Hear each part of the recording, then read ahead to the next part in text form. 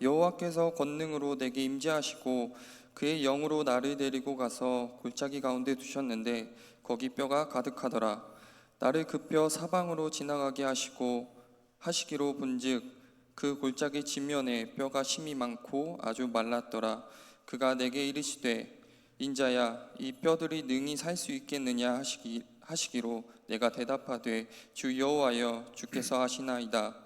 또 내게 이르시되 너는 이 모든 뼈에게 대언하여 이르기를 너희 마른 뼈들아 여호와의 말씀을 들을지어다. 주 여호와께서 이 뼈들에게 이같이 말씀하시기를 내가 생기를 너희에게 들어가게 하리니 너희가 살아나리라.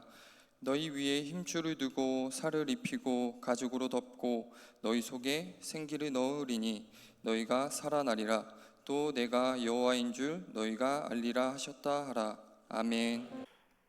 오늘 본문 말씀은 우리가 익히 잘 알고 있는 말씀이면서 또한 이 본문을 통해서 저도 여러 번 설교한 적이 있었습니다. 그럼 목사는 또 부담을 갖는 거예요. 똑같은 설교를 가는 것보다는 똑같은 하나님 말씀 본문이지만은 이 시대를 보고 상황을 보고 현실을 직시하면서 하나님이 이 시대와 상황에서 이 말씀을 통하여 우리에게 하시는 말씀은 또 어떠한 말씀일까? 이 말씀을 가슴에 각인시키면서 우리 성도들과 함께 은혜를 나누고자 합니다. 그래서 오늘 이 본문 말씀을 가지고 생기가 들어오면 또 여러분들에게는 생기가 들어가면 살아납니다.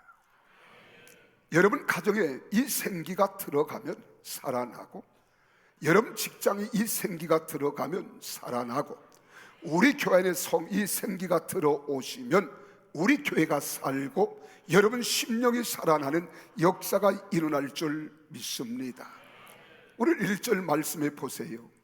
뭐라고 이야기하십니까?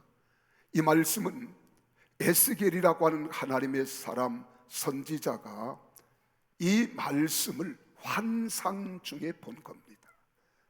그래 환상 중에 보고 환상 중에 주님과 대화를 하는 거예요. 그래 환상 중에 그 하시는 하나님의 음성을 듣고 또한 백성들의 소망이 되는 말씀을 전하고 있습니다. 오늘 본문 1절에 보면 여호와 하나님께서 권능으로 내게 임재하시고 이렇게 말합니다. 하나님의 권능이 내게 임재하시고 그리고 그의 영으로 나를 데리고 가서 골짜기 가운데 두셨는데 거기 뼈가 가득하더라. 이 말을 다른 말씀으로 하면은 좀 더 쉽게 하나님의 성령께서 아니면 하나님의 영이 우리 하나님이 하나님의 사람 에스겔을 데리고 지금 환상 중에 골짜기로 갔습니다. 그래 이 골짜기를 우리는 에스겔 골짜기라 이렇게 말합니다. 에스겔이 환상 중에 보았던 골짜기이기 때문에 에스겔 골짜기라고 말하지만 그러면 오늘 이 말씀이 성경 원어에는 뭐라고 기록되어 있는가? 히브리 원어로 기록될 당시에 어떤 표현을 여기서 하고 있는가를 우리가 궁금해하는 거예요. 물론 우리가 이 말씀 문자 그대로 보면 하나님의 사람 에스겔이 골짜기로 인도를 받았다 이렇게 보면 됩니다. 근데 오늘 본문 말씀이 기록될 때에 이 골짜기라고 하는 단어를 보면은 들판이라고도 번역이 되어 있습니다. 그래서 하나님의 심판이 선언되어진 곳 이 말입니다. 그래 여기는 골짜기만을 지칭해서 말하는 것이 아니라 들판일 수도 있다는 거예요. 그러면 우리가 궁금하잖아요. 이게 들판이라고도 하고 골짜기라고도 한다면 그러면 우리는 한 걸음 나아가서 이 생각을 갖잖아요. 아하, 이 말씀은 골짜기만을 본 것이 아니라 들판도 보았구나. 그럼 왜 들판이라고 번역해서 오늘 우리 한글 성경에 이렇게 기록하지 않고 골짜기라고 했을까? 이 이 말은 하나님의 심판이 선언되어졌다는 거예요. 그래, 이 골짜기라고 하는 말은 하나님의 심판이 선언되어서 희망이 없는 지금 바벨론을 이야기하면서 바벨론에 지금 포로로 잡혀가서 고난과 고통을 겪고 있는 무려 10년의 세월이 흘러간 후에 하나님께서 이스라엘 민족들에게 지금 말씀하는 겁니다. 그럼 여기서 들판이라고 하는 말은 더 이상 이스라엘 왕국이 회복되리라는 소망을 모두 포기한 상태입니다. 지금 바벨론의 포로로 잡혀와 보니까 1년, 2년이 지난 게 아니에요. 우리가 10년의 세월이 지나다 보니까 희망이 없습니다. 답답해요. 너무 힘겨운 거예요. 그래서 10년 이상 여기서 거주했기 때문에 희망이 없다 이 말이에요. 그럼 골짜기라고 하는 말은 깊은 골짜기를 상징하는 거예요. 사방으로 모든 산으로 둘러싸여 있는 깊은 골짜기. 그래서 이제 보이는 것은 앞을 보아도 높은 산이고 옆을 보아도 높은 산이고 뒤를 보아도 높은 산이에요. 희망이란 하늘밖에 없습니다. 하늘밖에 희망이 없는 거예요. 그러나 지금은 희망의 메시지가 선포되는 말씀이 오늘 본문입니다. 하나님의 영의 이끌림을 받았던 여기 에스겔이라고 하는 하나님의 사람이 하나님으로부터 이런 질문을 받아요. 지금 이 마른 뼈다귀들을 보고 있는 상황에서 에스겔아, 내가 무엇을 보고 있니? 네가 무엇을 보니? 그랬더니 마른 뼈다귀들이니. 마른 뼈들이 보이는데 아주 말랐다는 거예요. 조금도 살아날 힘이, 생명력을 감히 엿볼 수 없는 그런 마른 뼈다귀들을 지금 보고 있다는 거예요. 그럼 여기 뼈는 무엇을 이야기하느냐? 바벨론에 끌려간 포로들을 상징하는 겁니다. 바벨론에서 지금 억압받고 고통당하며 아무런 희망도 살아날 용기와 소망도 전혀 없는 이스라엘 백성들을 상징하는 것이 바로 마른 뼈다귀들입니다. 그것도 그렇지요. 바벨론에 10년 이상 거주하였기 때문에 이스라엘 왕국이 회복되리라는 소망을 포기하는 상황입니다. 절대로 소망이 없다는 거예요. 희망이 없다는 거예요. 그래서 우리 같이 11절 말씀을 함께 읽어보실까요? 11절 시작. 또 내게 이르시되 인자야, 이 뼈들은 이스라엘 족사. 자 보세요. 이 마른 뼈, 희망이 없는 뼈, 살아날 기미가 없는 뼈는 뭐라고 했어요? 이스라엘 족속이라, 이렇게 말하는 겁니다. 근데 그들이 이르기를 우리의 뼈들이 말랐고 우리의 소망이 없어졌으니 우리는 다 멸절되었다 하느니라. 여기 말랐다고 하는 말은 생명력이 없는 상태를 가르쳐 말하는 거예요. 멸절되었다는 말은 하나님의 심판으로 싹조차도 없는 거예요. 희망의 기미가 보이지 않습니다. 희망의 기운이 보이지 않아요. 그럼 무언가 기적이 요구되는 겁니다. 그래서 그 다음에 보니까 무덤들이 나와요. 뼈만 있는 게 아니라 무덤들. 우리 같이 한번 12절을 보실까요? 함께 12절입니다.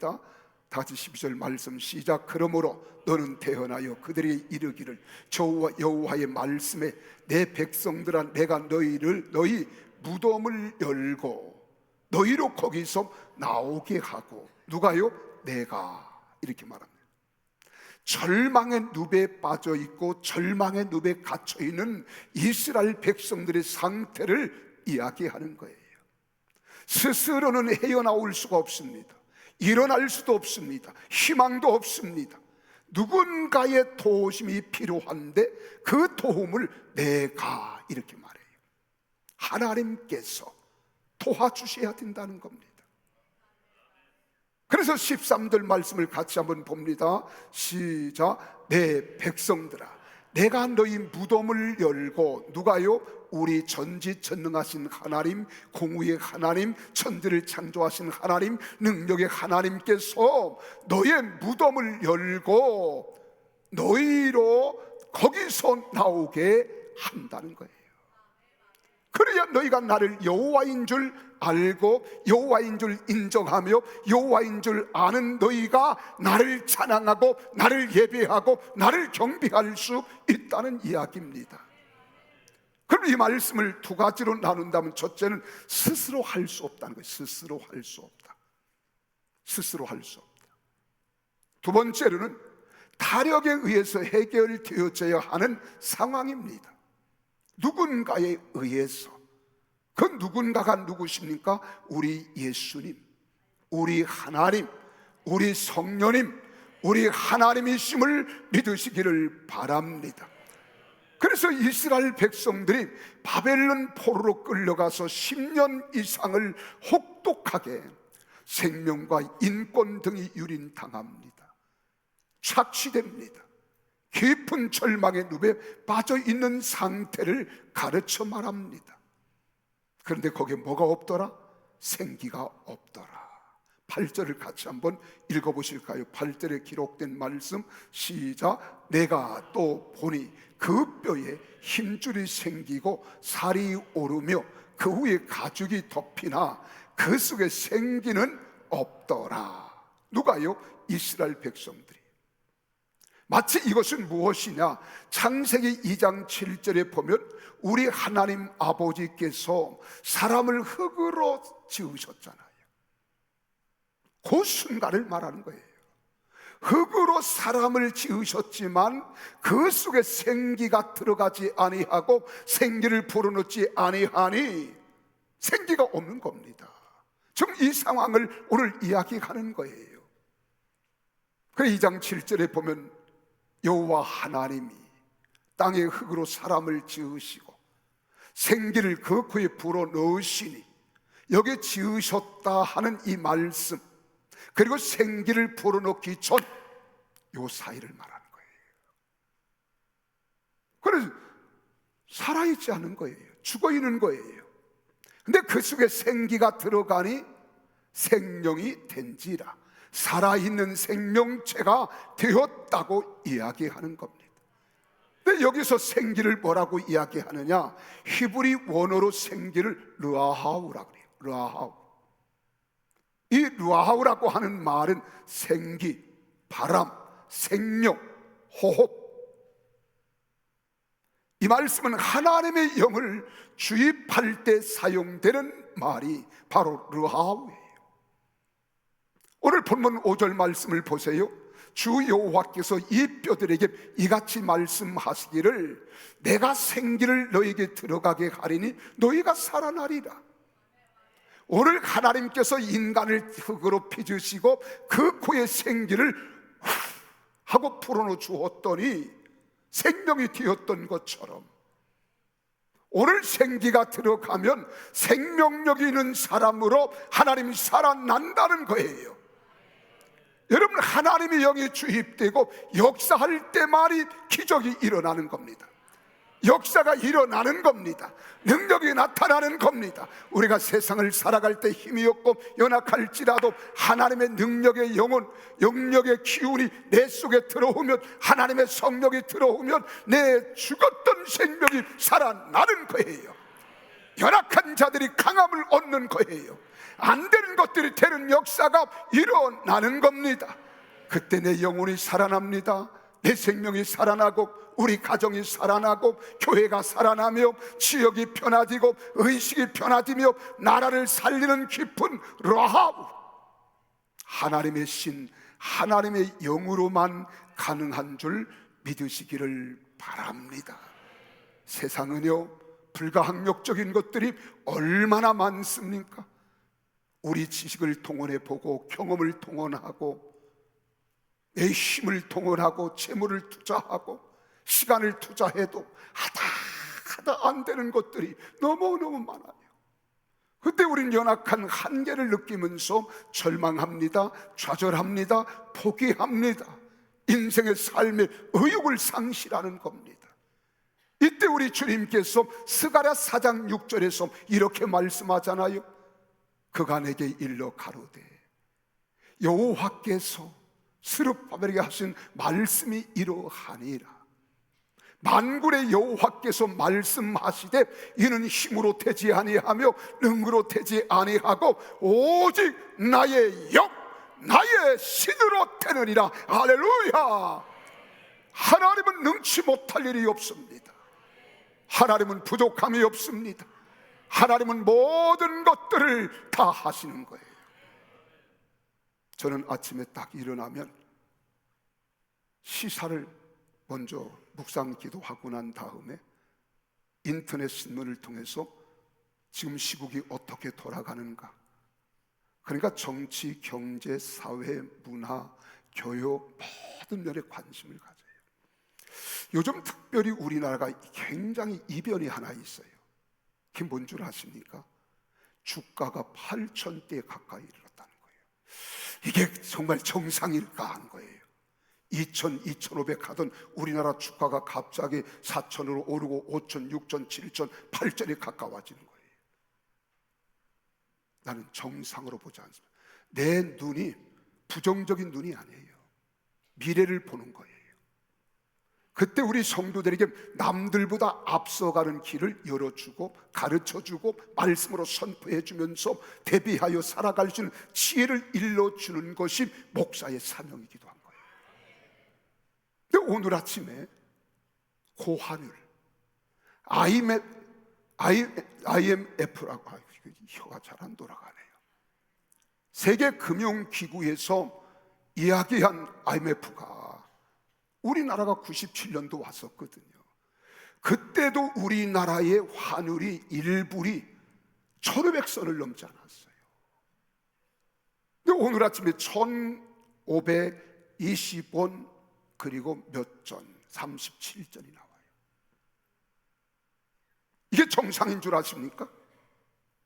지금 이 나라가 미쳐 돌아간다는 말을 하면 목사를 또 욕할 사람이 있습니다. 그런데 사실을 사실대로 말하면 미쳐 돌아가고 있는 겁니다. 이걸 지금 백성들이 몰라요. 이게 가슴 아픈 겁니다. 지금 젊은 청년들은 대학을 졸업해도 취업할 곳이 없습니다. 취업난에 지금 맴돌고 있어요. 근데 이번에 삼성 우리와 관계없는 거 아니에요? 삼성 노조가 일어났잖아요. 그 극적인 타협을 보고 여러분 이재용 삼성 회장은 바로 어디로 간 줄 아십니까? 대만으로 가요. 지금 대만은 막 올라가거든요. 경기가 그러니까 이제는 우리 것도 써달라는 거예요.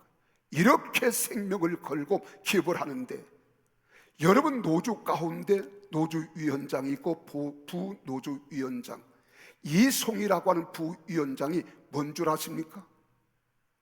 우리는 성과금을 타는 게 문제가 아니라는 거예요. 우리의 목적은 그대로 말씀은 회사를 버리는 것이 맞다. 분사도 각오한다.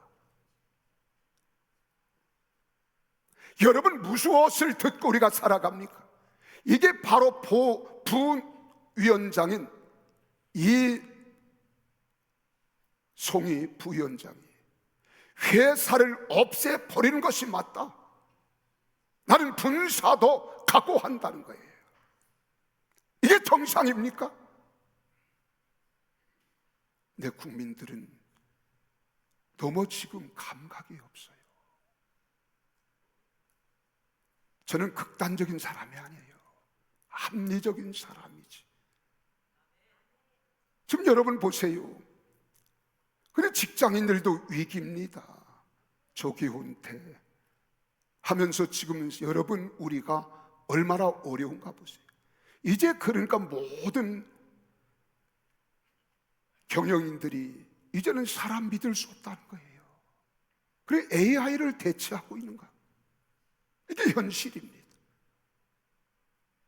그래 직장인들도 위기입니다. 북한은 끊임없이 여러분의 핵실험을 계속 강행하지요. 또 뿐만 아니라 정치는 불안정하지요.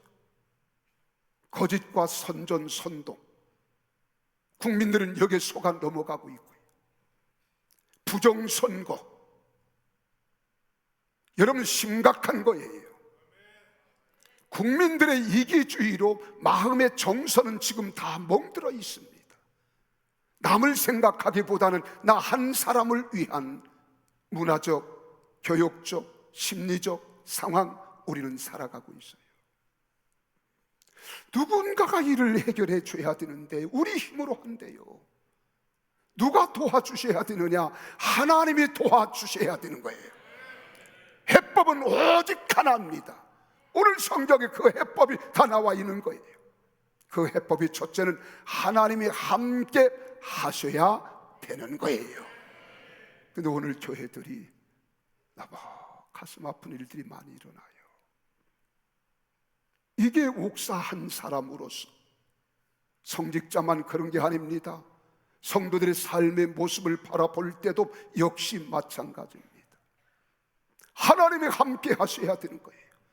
하나님이 도와주셔야 되는 겁니다. 하나님 떠나서는 안 되는 겁니다. 하나님께서 권능으로 내게 임재해 주셔야 되는 거예요. 그래서 1절이 말씀하는 거예요. 뭐라고 말씀했습니까? 여호와께서 권능으로 내게 임재하셨다. 권능으로. 두 번째는 하나님의 인도를 받아야 돼요. 믿으시면 아멘. 그래 1절에 그렇게 말하잖아요.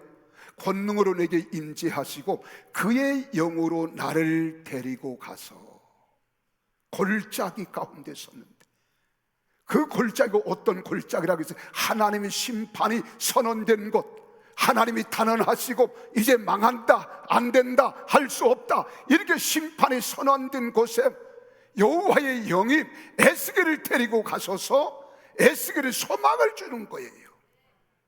오늘 우리도 여호와의 인도를 받아야 돼요. 그래서 시편 23편 1절에서 우리 주님이 그렇게 말씀합니다. 여호와는 나의 목자시니 내게 부족함이 없으리로다. 그가 나를 푸른 초장에 누이시며 쉴만한 물가으로 인도해 가시는 도다. 나를 인도해 가셔야 되는 거예요. 세 번째는 말씀을 따라 선포해야 돼요. 오늘 교회가 말씀을 떠난 어떤 심리적이고 사람들의 마음이나 온전히 호기심을 사서 사람들의 환심과 관심을 갖고 우리가 웃음이나 던져주고 이런 알량한 것 가지고 한대요. 하나님 말씀만이 능력입니다. 하나님 말씀만이 살아있는 거예요. 이게 비록 딱딱하고 힘겹고 어려운 것 같지만 명령을 따라 살아갈 때 이게 힘들고 어려워도 우리가 사는 길이고 우리가 회복되는 길이며 승리하는 길인 줄 믿습니다. 그래 7절에 그렇게 말씀하는 거예요. 이에 내가 명령을 따라 태어났다 말씀합니다. 명령을 따라 태어났다. 하나님 말씀을 따라 하나님 말씀으로 선포했다는 거예요. 믿으시면 아멘. 그리고 네 번째로는 기적을 일으키기 위해서 하나님께 간구하는 기도가 있어야 됩니다. 지금 나라가 어렵습니다, 힘듭니다, 이런 소리만 듣고 있으면 안 돼요. 이럴 때 우리는 하나님 앞에 나와야 됩니다. 하나님께 기도해야 됩니다. 하나님께 기도할 때 살아계신 하나님은 오늘 우리의 기도를 들어주시고 우리의 기도를 응답해 주시는 거예요. 그래서 9절에 그렇게 말씀하시잖아요. 9절 말씀입니다. 또 내게 이르시되 인자야 너는 생기를 향하여 태어나라. 생기에게 태어나여 이르기를 주 여호와의 말씀의 생기야 사방에서부터 와서 이 사망을 당한 자에게 붙어서 살게 하라 하셨다 하라. 믿으시면 아멘. 하나님께 간구해야 돼요. 살아계신 하나님 말씀합니다. 너희가 여러 가지 환난을 당하거든 내게 와서 부르짖으라는 거예요. 환난 날에 나를 부르라. 내가 너를 건지리니 네가 나를 영화롭게 하리로다. 지금 1천만 성도들이 하나님께 정신 차리고 기도해야 할 때입니다. 금식하며 기도해야 할 때요, 간구해야 할 때입니다. 하나님이 도와주셔야 될 줄로 믿으시기를 바랍니다. 그럼 이런 마음을 누가 주시느냐? 하나님의 영이 오셔야 되는 거예요. 그래서 이번 주간은 성령 강림 주간입니다. 지난 금요일부터 오늘까지 성령 강림 주간이에요. 우리 교회가 오순절 성령 강림 성회를 제가 마지막으로 지난 목, 금, 토 주일을 하는데 안 나와요. 나오는 사람만 나오고 나와 상관이 없다는 거예요.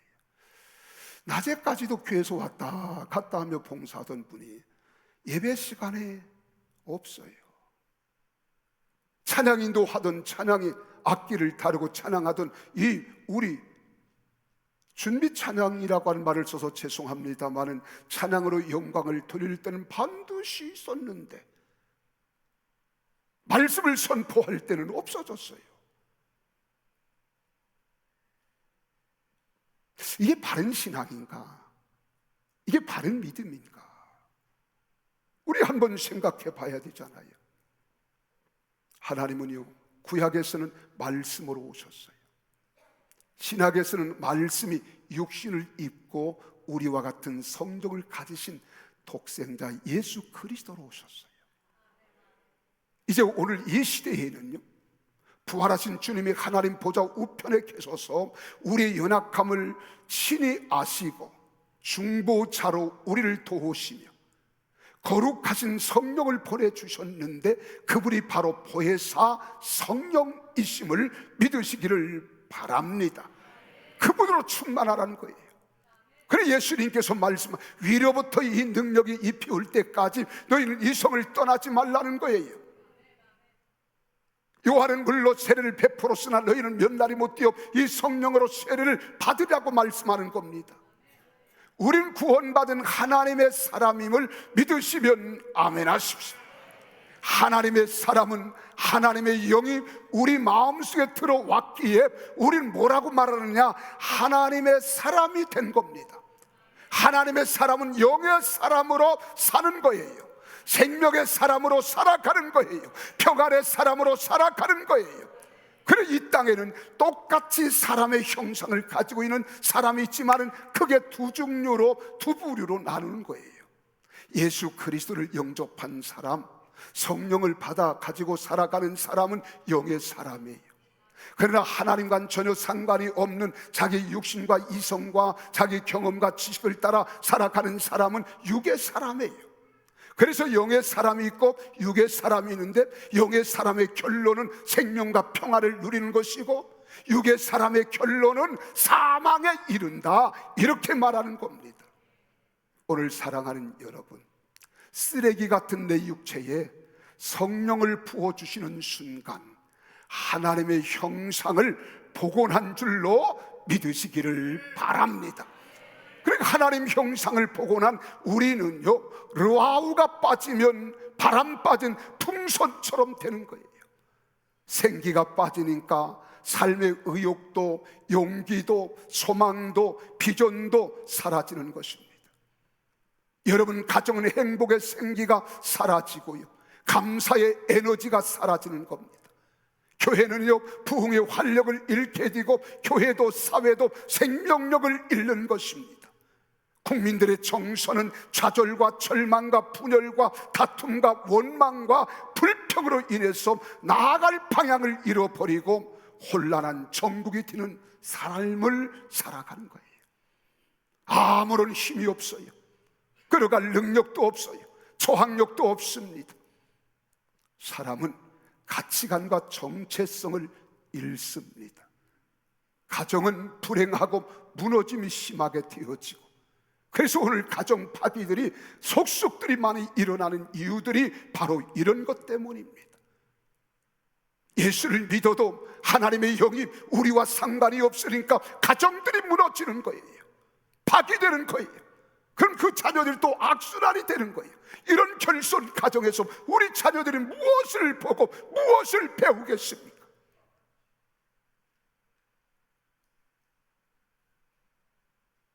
이게 바른 정상적인 가정인가요? 아닙니다. 사람은 가치관과 정체성을 잃어버리면 안 됩니다. 가정은 불행하고 무너짐이 심할지라도 교회는 살아야 되잖아요. 말씀이 살아있어야 되잖아요. 근데 교회도 부흥을 멈춥니다. 백성들은 불안해하고요. 그리고 예수를 믿으면서도 점쟁이를 찾아가고 무속인들을 찾아가는 이러한 종자들이 얼마나 많은지 몰라요. 신앙인이 신앙인답지 못하게 사는 거예요. 우리 하나님이 그렇게 무능하십니까? 그렇게 열악하십니까? 아니잖아요. 나는 여러분 가정이 살아나기를 바랍니다. 우리 교회가 부흥되기를 바랍니다.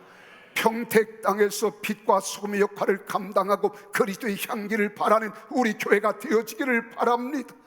나라와 민족이 바로 서려면 성령의 바람이 강하게 불어와야 되는데, 이 성령의 바람이 불어서 여러분 속에 들어가고 여러분 가정에 들어가서 여러분 때문에 가정이 살고 지역이 사는 역사가 일어나야 되는 것입니다. 그러므로 하나님이 계시는 곳에 말씀이 있잖아요. 말씀이 있는 곳에 하나님의 거룩하신 성령님이 함께 하시는 겁니다. 성령님의 세미한 음성을 말씀을 통해 들어야 되는 거예요. 우리는 가끔 그런 생각을 해요. 내가 말씀을 들었다. 그러니까 강 목사야 이렇게 들려오는 줄 메아리처럼. 왜요? 가끔 우리는 텔레비전을 보거나 영화를 보면은 신령한 사람들은 꼭 메아리처럼 나타나서 말하더라고요. 하나님의 음성은 그렇게 들리는 게 아니에요. 우리가 세미한 주님의 음성을 듣는다고 하는 것은 말씀에 민감해지는 겁니다. 말씀에 민감하고 말씀이 깨달아지는 거예요.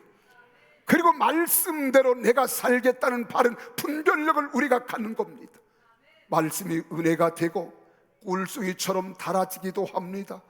때로는 방망이처럼, 때로는 검처럼 능력의 말씀으로 나를 쳐서 나를 복종케 하시고, 나를 또한 아주 단호한 결단력을 가지고 자를 것을 잘라버리게 하며 용기를 갖고 용단을 내리게 하는 거예요.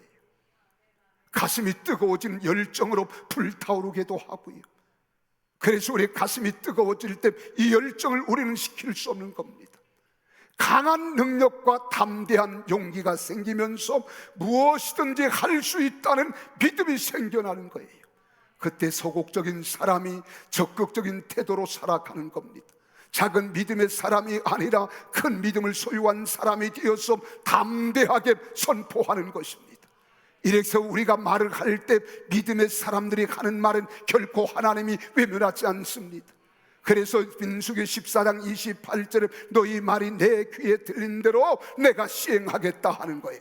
그래서 우리는 부정적인 말을 하지 않습니다. 남을 비판하는 말을 하지 않습니다. 남을 험담하는 말을 하지 않고 모함하는 말을 하지 않은 거예요. 남을 높여주고 세워주고 사랑하고 이해하고 용서하고 용납하고 사랑하고 하나 되고 아멘 할 때까지 하겠어요.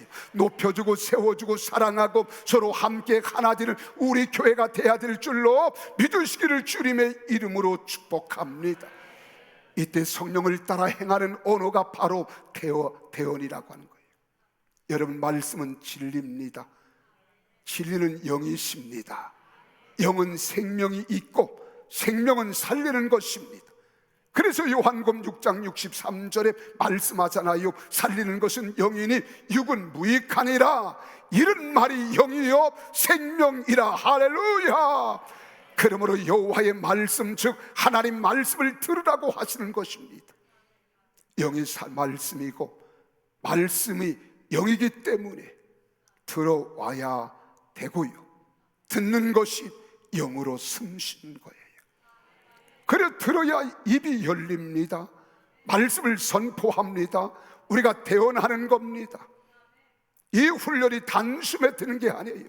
내가 들었다고 되는 게 아닙니다. 그리고 우리는 말씀을 들을 때 6단계로 늘 말씀하잖아요. 듣고 읽고 배우고 암송하고 묵상하고 적용하자. 듣는 것은 우리가 깨닫는 거예요. 아는 것은 깨닫는 겁니다.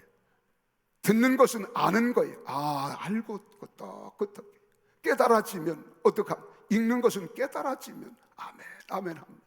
배우는 것은 내 것으로 어떻게 하는 것? 확신하는 거예요. 소유하는 것은 내가 암송하는 거예요. 묵상하는 것은 복이는 거예요. 적용하는 것은 승리하는 거예요. 하나님 말씀은 살아있기 때문에 이 말씀대로 살면 반드시 어둠이 물러가게 되어 있습니다. 악한 영들이 떠나가게 되어 있습니다. 하나님이 함께할 줄로 믿으시기를 바랍니다. 그런데 이게 단숨에 안 돼요. 그래서 훈련, 트레이닝이 필요한 거예요. 트레이닝은 여러분 복잡한 게 아닙니다. 단순한 거예요. 반복하는 거예요. 지속하는 거예요.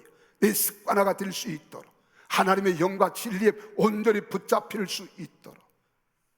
그래서 우리는 말씀을 들을 줄 알아야 돼요. 여러분, 이런 표현에서 죄송합니다. 여러분, 농아인 있잖아요. 농촌의 아이가 농아가 아니에요. 듣지 못하고 말하지 못하는 사람을 농아인이라 그러잖아요. 왜 농아인이 되는 줄 아십니까? 여러분 귀로 듣지 못하기 때문에 여러분 말하지 못하는 겁니다. 귀로 듣지 못하기 때문에 입으로 말하지 못하는 거예요. 그래서 귀머거리가 되고 벙어리가 되는 겁니다. 오늘 우리 그리스도인들 가운데에서도 하나님 말씀이 불어와서 들어야 되는데 듣지 못하니까 여러분 말하지 못하고 담대하지 못하는 거예요. 그래서 세상과 더불어서 함께 그냥 이럭저럭 어영부영 살아가는 겁니다. 근데 마귀는요, 말씀을 듣지 못하도록 귀를 막습니다. 말씀을 듣지 못하도록 갖가지 잡념을 불어넣는 거예요. 여러분 졸음을 가져오는 거예요. 그래 예배 시간에 여러분 말씀이 선포되어지고 우리가 찬송하고 기도하는데 머리에 다른 생각으로 가득 차면 절대로 하나님 말씀 들어오지 않습니다. 하나님 말씀이 선포되어질 때 나는 거룩한 종 눈을 감고 있으면 말씀이 들어올 것 같지요? 묵상하는 게 아니라 그러다가 주무시는 거예요. 절대로 예배 시간에 눈을 감는 게 아닙니다. 눈을 뜨고 시퍼렇게 눈을 뜨고 살아계신 주님이 나와 함께 하시는데 우리가 어떤 마음과 자세로 살아가야 하는가 우리가 알잖아요. 그래 예배 시간은 잡념을 가져도 안 되고요, 졸아도 안 되는 겁니다. 교회에서도 말씀을 듣는 자는 잡념을 버려야 합니다. 졸음과 싸워 이겨야 합니다. 그래 말씀이 들어가면 생명이 살아나는 거예요. 마귀는 그런데 살아나지 못하도록 방해하는 것이 사단입니다. 왜요? 마귀의 정체는 죽이는 것이고 멸망시키기 때문입니다. 요한복음 10장 10절 보세요. 도적이 온 것은 도적질하고 죽이고 멸망시키는 것뿐이요 내가 온 것은 양으로 생명을 얻게 하되 더 풍성히 얻게 하려는 것이라고 말씀하잖아요. 여러분 말씀과 생기, 말씀과 성령이 들어와야 사는 거예요.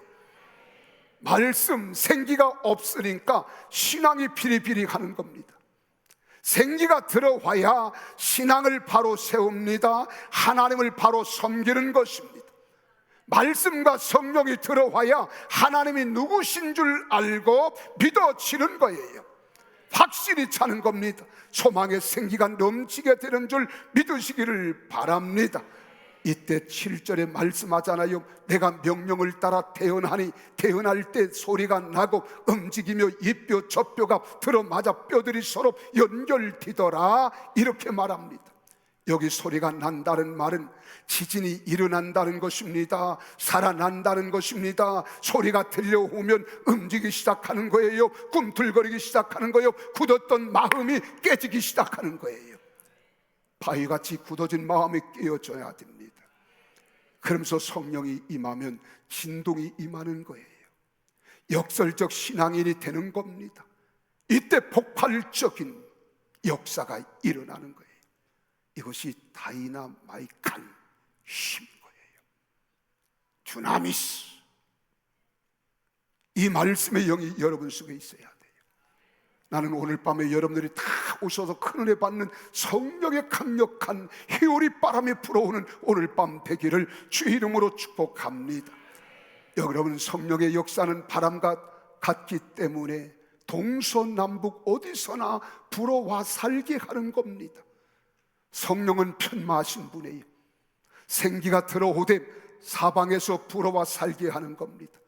나도 생기가 들어와야 사는 겁니다. 회복됩니다. 새 힘으로 씁니다.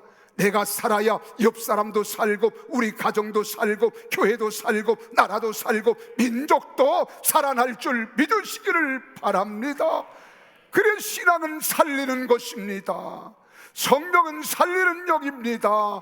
교회는 살리는 것임을 믿으시기를 바랍니다.